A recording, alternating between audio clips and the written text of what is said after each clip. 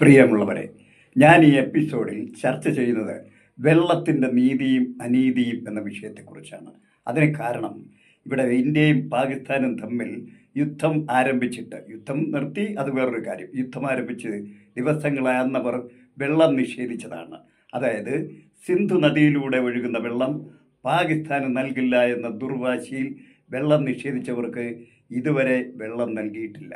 അതിന് എനിക്ക് പറയാനുള്ളത്, ഇവിടെ ഞാൻ ഈ യൂട്യൂബിലും അല്ലെങ്കിൽ വാർത്തയിലും കേൾക്കുന്ന മുഴുവൻ പുരോഗമനവാദികളും, പത്രത്തിലും ഈ ലോകത്ത് കാണുന്ന, ഈ ഇന്ത്യ മഹാരാജ്യത്ത് കാണുന്ന സകലവാദ പുരോഗമനവാദികളും അവസാനം പുരോഗമനത്തിൻ്റെ അപ്പോസ്തലനായി എത്തിച്ചേരുന്ന അതിഭയാനകമായ ഒരു സമസ്യയാണ് ഇന്ത്യൻ പ്രധാനമന്ത്രി നരേന്ദ്രമോദിജി.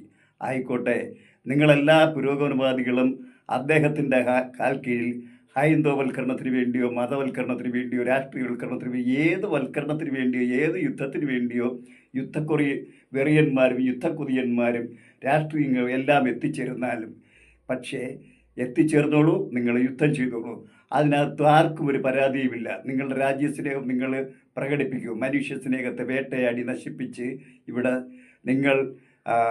നിങ്ങളുടെ രാജ്യസ്നേഹം പ്രകടിപ്പിച്ച് രാജ്യത്തെ വിജയിപ്പിച്ച് നിങ്ങൾ യുദ്ധം വിജയിക്കുകയോ തോൽക്കുകയോ ചെയ്യാം. പക്ഷേ എൻ്റെ ചോദ്യം അതല്ല. വെള്ളം നിഷേധിക്കാൻ ആർക്കാണ് ഈ ഭൂമുഖത്ത് അവകാശം? വെള്ളം മോദിജി വെള്ളം സൃഷ്ടിച്ചുവോ? അമിത് ഷാ വെള്ളം സൃഷ്ടിച്ചുവോ? ഏതെങ്കിലും BJPക്കാരോ RSSകാരോ കമ്മ്യൂണിസ്റ്റുകാരോ അതല്ലെങ്കിൽ കോൺഗ്രസ്സുകാരോ ഏതെങ്കിലും രാഷ്ട്രീയ പാർട്ടികളോ ഏതെങ്കിലും മതങ്ങളോ, ഹിന്ദു മതമോ മുസ്ലിം മതമോ ക്രിസ്തു മതമോ ഏതെങ്കിലും മതം ഇവിടെ വെള്ളം സൃഷ്ടിച്ചിട്ടുണ്ടോ? ഇല്ല. പ്രകൃതി മനുഷ്യന് വേണ്ടി കനിഞ്ഞൊരുളിയ ഒരു വരദാനമാണ് വെള്ളമെന്നത്. മനുഷ്യന് വേണ്ടി മാത്രമല്ല, ലോകത്ത് ജീവിക്കുന്ന സകല ജീവജാലങ്ങൾക്കും വേണ്ടി വരദാനം, പ്രകൃതി നൽകിയ വരദാനം നിഷേധിക്കാൻ മനുഷ്യനെന്താണ് അവകാശം?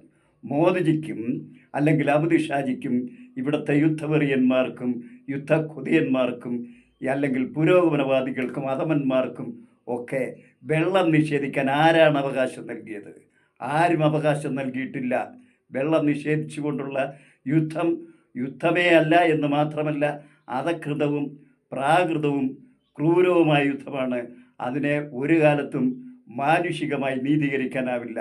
ഗാന്ധിജിയുടെ നാട്ടിൽ, അഹിംസയുടെ നാട്ടിൽ വെള്ളം നിഷേധിച്ച് പാവങ്ങളെ കുടിവെള്ളം പോലും ഇല്ലാതെ ആ കർഷകരെ ബുദ്ധിമുട്ടിച്ച് അവരെ നട്ടല്ലൊടിക്കുന്ന ജനകീയ ദ്രോഹമായ ഈ നടപടി അവസാനിപ്പിച്ച് വെള്ളം നൽകിക്കൊണ്ട് മാത്രമേ യുദ്ധം ജയിക്കുകയോ പരാജയപ്പെടുകയോ മതവൽക്കരിക്കുകയോ